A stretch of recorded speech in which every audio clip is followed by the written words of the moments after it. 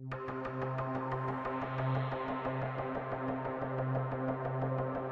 Kenyan filmmakers behind one of the most controversial documentaries in Africa this year have just been released, but their freedom comes with a question: were they freed or simply silenced?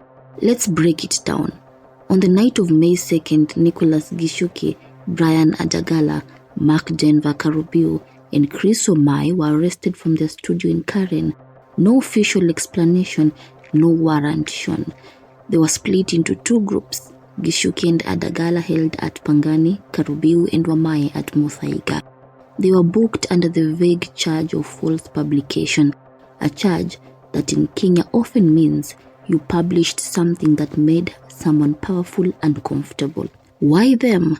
Because they were the storytellers behind the BBC's Blood Parliament, a documentary exposing extrajudicial killings, street brutality, and violence tied to political protests.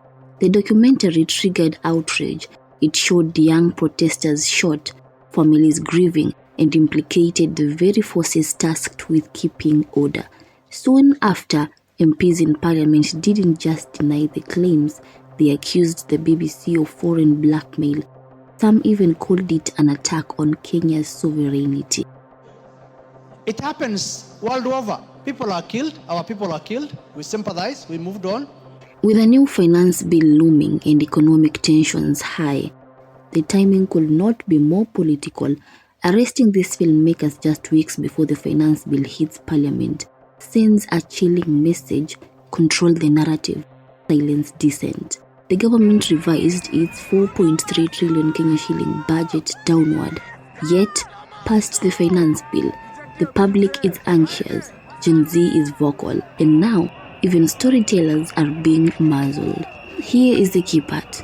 The four were released without charge, but their cameras, footage, and devices were not returned. That's not just intimidation, that's intellectual theft. Their data, their footage, possibly evidence, is now in state hands. If justice was the goal, why keep their tools? This wasn't about proving guilt, it was about disrupting the truth.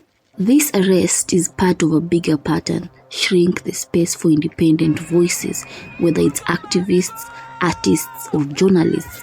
Kenya is walking a dangerous line, but it may backfire because this new generation, they are online, they are watching, and they don't forget. This wasn't just an arrest, it was a warning, but also a spotlight. So yes, they were released, but silenced, and until their tools are returned and their rights respected, we are all in a way still under arrest.